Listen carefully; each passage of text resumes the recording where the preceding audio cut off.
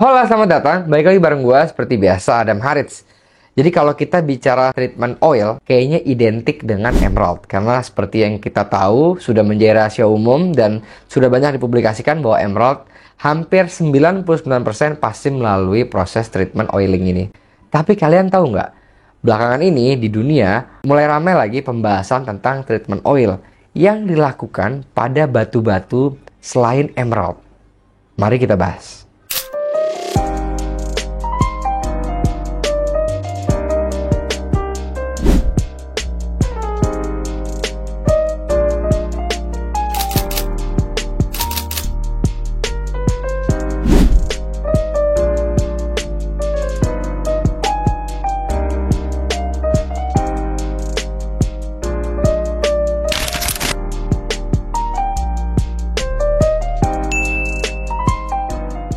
Nah, pada awalnya, indikasi treatment oil dilakukan pada batu lain selain emerald itu ditemukan pada batu-batu ruby no hit asal Burma. Ya, jadi kalau gue nggak salah satu yang mempublikasikan ini di awal-awal adalah Lotus Gemology. Mereka memaparkan bahwa ditemukan indikasi adanya treatment oiling pada barang-barang no hit ruby dari Burma. Jadi tujuan utama dari oiling ini adalah untuk sedikit banyak menyamarkan crack atau feather yang ada pada batu.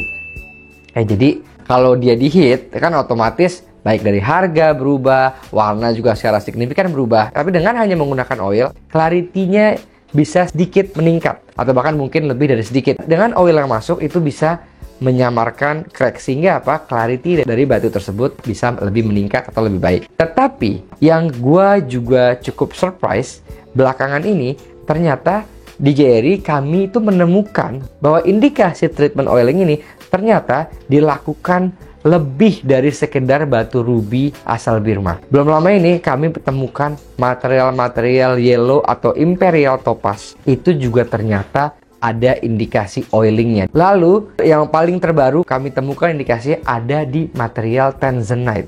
Jadi tanzanite juga kami temukan indikasi oiling di dalamnya. Di turmalin, begitu juga di turmalin, kami temukan indikasi oiling di turmalin. Artinya apa? Proses treatment oiling ini mulai menyebar atau mulai lumrah dilakukan terhadap jenis-jenis batu lainnya selain emerald ataupun ruby. Yang kami perhatikan juga adalah biasanya treatment oiling ini dilakukan pada batu dengan clarity yang cukup rendah atau batu yang heavily included. Nah, prosesnya biasanya ini berdasarkan analisa kami, mereka itu membersihkan dulu batunya dari staining yang ada, tentu dengan cairan-cairan tertentu ya.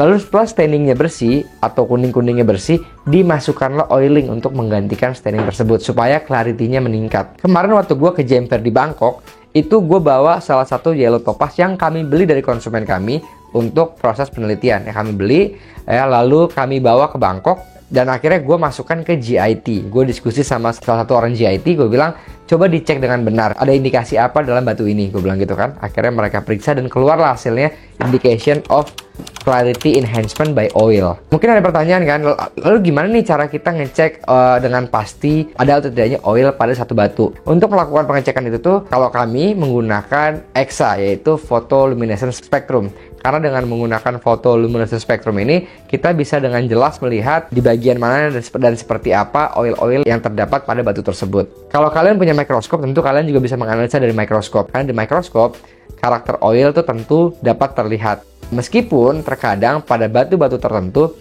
cenderung lebih sulit. Contoh, jika kita mau menentukan oil pada emerald di mikroskop dibanding oil yang ada di topaz atau tanzanite, maka emerald cenderung lebih mudah. Karena karakter oiling di emerald itu, apalagi menggunakan resin, itu misalnya ada flash effect berwarna-warni ya. Tapi beda karakter dengan oil-oil yang kita temukan di jenis batu lainnya. Jadi memang perlu pemeriksaan secara lebih teliti dan mendalam.